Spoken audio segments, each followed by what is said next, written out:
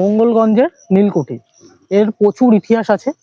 সেই ইতিহাস সম্পর্কে আমরা কিছু বাচ্চু হালদার ওরফে আমাদের কাকু সম্পর্কে ওনার কাছ থেকে কিছু জেনে নেব। কাকু আসুন, আপনি আমাদের বলুন যে হচ্ছে এর ইতিহাস সম্পর্কে আমরা কি জানতে পারি। এর ইতিহাস অ্যাকচুয়ালি এটা আমরা মঙ্গলগঞ্জ নীলকুঠি হিসেবেই জানি। বিষয়টা হচ্ছে একটা সময় ছিল কোম্পানির আমলে, যখন নীলের চাষ হতো। আমাদের উত্তর 24 পরগনা, দক্ষিণ 24 পরগনা মিলে তো একটাই ছিল 24 পরগনা। নদিয়া, মুর্শিদাবাদ এবং ওদিকে বাংলাদেশের যশোর, খুলনা, এই চত্বর জুড়ে নীলকুঠির একটা প্রচন্ড নীল চাষ ছিল। সেই নীল চাষের মূল কুঠি ছিল, হেড অফিস ছিল মোল্লাহাটি, যেটাকে বলা হতো মূল গ্রাম। সেই মোল্লাহাটির নীলকুঠির আন্ডারেই আমাদের এই যে কুঠিটা আজকে আমরা দেখতে পাচ্ছি ভগ্নদশা অবস্থায়, এখানের নীলকুঠিটা মোল্লাহাটির আন্ডারেই ছিল।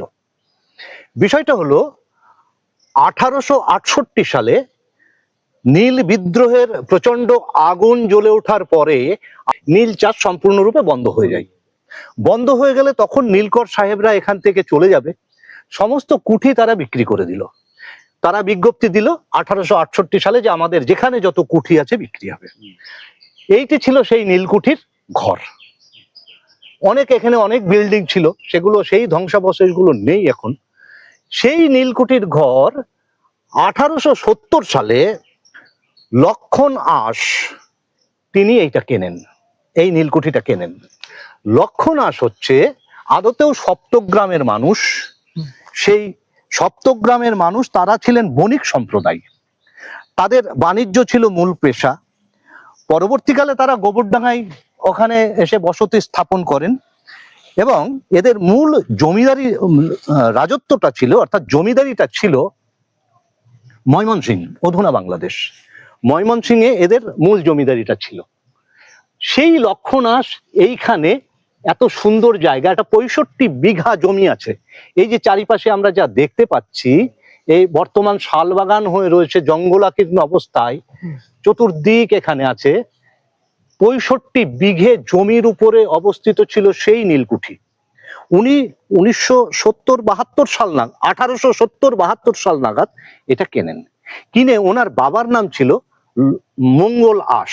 লক্ষণ আঁশের বাবার নাম মঙ্গল আঁশ। তিনি এই জায়গাটার নামকরণ করলেন মঙ্গলগঞ্জ, বাবার নামে। বাবার নাম উপলক্ষে আমরা জানতে পারছি যে মঙ্গলগঞ্জ, মঙ্গলগঞ্জ নামকরণ করলেন মঙ্গলগঞ্জ। তখন এখানে মঙ্গলগঞ্জ হিসেবে তখন ব্যবসা বাণিজ্য এবং জমিদারি পরপর প্রথা বাড়তে লাগলো। এইবার হলো কি, এরা আদতেও হচ্ছে এখানে যখন শেষ পর্যায়ে যারা দেখেছিলেন, বর্তমানে নেই, তিনি মঙ্গলালয় বলে একটা স্তম্ভ করেছিলেন। সেই স্তম্ভের গায়ে লেখা ছিল মঙ্গলালয় কথাটা বাংলা, হিন্দি এবং ইংলিশে। সেই আমলে বাংলা, হিন্দি, ইংলিশে মঙ্গলালয় বলে লেখা ছিল। এটা অনেকেই দেখেছে। মঙ্গল আঁশ মানে এই আঁশেরা ছিলেন ব্রাহ্ম সম্প্রদায়ের মানুষ। ব্রাহ্ম সমাজ শুনেছিস, সেই ব্রাহ্ম সম্প্রদায়ের মানুষ ছিলেন। মঙ্গল আঁশের 2 বিয়ে। প্রথম যে ওনার স্ত্রী, সেই স্ত্রী ছিলেন হিন্দু, তার একটা সন্তান, পুত্র সন্তান। আর দ্বিতীয় স্ত্রী হচ্ছে ব্রাহ্ম, তার সন্তানের নাম হচ্ছে সাবিত্রী আঁশ। সাবিত্রী আঁশ উচ্চশিক্ষিত ছিলেন এবং উনি ময়মনসিংহে পড়াশুনো করেছেন। সাবিত্রী আঁশ শিক্ষকতা করেছেন, বাংলাদেশে শিক্ষিকা ছিলেন উনি। পরবর্তীকালে 1870-72 এটা কেনা। 1954 সালে তখন সরকারি ঘোষণা হলো, দেশ স্বাধীন হয়ে গেছে, যে সমস্ত জমিদারি প্রথাটা বিলোপ হয়ে গেল আইনের ফলে। জমিদারি প্রথা বিলোপ হয়ে যাওয়ার পর এই জমিদারি চলে গেল। তখন এই সম্পত্তি তো আর রক্ষণাবেক্ষণ করতে পারবে না। সাবিত্রী আঁশ তখন উনি কি করলেন, সেভ দ্য চাইল্ড নামে একটি অর্গানাইজেশন, যেটা পৃথিবীর 136টা দেশে তাদের কর্মকাণ্ড, পথ শিশু, অনাথ, এইসব নিয়ে তারা অনাথ শিশু নিয়ে কাজ করে। সেই সেভ দ্য চাইল্ডকে উনি দান করলেন। তাদের হেড অফিস হচ্ছে বেলেঘাটা, কলকাতা। তারা এখানে একটা কর্মকাণ্ড শুরু করলো। তারা এখানে অনেক পথ শিশু, ওরকম অসহায় শিশুদের এখানে এনে রেখে তারা এখানে তাদের শিক্ষা দীক্ষা, গান বাজনা, একটা ব্যাপক সাড়া পড়লো। এই তারপরে হলো সেটা জমিদার বাড়ি হলো, কিন্তু মানে ব্যাপারটা প্রথমে ছিল নীলকুঠি, নীলকুঠি, তারপরে উনি যখন কিনলেন সেটা হচ্ছে অনেকে বলে রাজবাড়ি, রাজবাড়ি, যেহেতু রাজা লক্ষণাস তো জমিদার জ্ঞাতিদার বলা হয় এদের, সেই জন্য রাজবাড়ি। তাহলে কেউ বলছেন নীলকুঠি, কেউ বলছেন রাজবাড়ি, এই নিয়ে একটা ব্যাপক বিতর্ক চলে সংবাদ মাধ্যমে, সোশ্যাল মিডিয়ায় এবং লেখালেখির পর্যায়ে। সেই ক্ষেত্রে এটা নীলকুঠিটা পরবর্তীকালে রূপান্তর হলো রাজবাড়িতে। এইবার ওই বলছিলাম যে কথা, লক্ষণাসের যে প্রথম পক্ষের যে একটা সন্তান ছিল, পুত্র সন্তান, সে অকাল মৃত্যু হলো তার। তিনি অনেকটা ভেঙে পড়লে তিনি এখানে আর না থেকে তিনি গোবরডাঙ্গা, আমাদের এই যে গোবরডাঙ্গা জমিদার বাড়ি মুখার্জিদের মুখোপাধ্যায়, গোবরডাঙ্গাতে উনি যে থাকলেন, পরবর্তীকালে মারা গেলেন। আর সাবিত্রী আস যিনি ওনার কন্যা, তিনি এইটা সেভ দ্য চাইল্ড এর আন্ডারে দিয়ে তিনি এটা দেখাশোনা করলেন। এখানে একটি প্রাথমিক বিদ্যালয় তৈরি হয়েছিল 1903 সালে। অনেকে বলে যে আমাদের বনগাঁ সাব ডিভিশনের মধ্যে সেই প্রাথমিক স্কুলটাই হচ্ছে আদি স্কুল, পুরনো স্কুল। এখন এটা নিয়ে ইতিহাস বলবে কথাটা, স্কুলটাও দেখাবো। আপাতত যেটা এখানে আমরা জানতে পারলাম যে বণিক সম্প্রদায়ের মানুষ, এরা মূলত সপ্তগ্রামের লোক ছিলেন।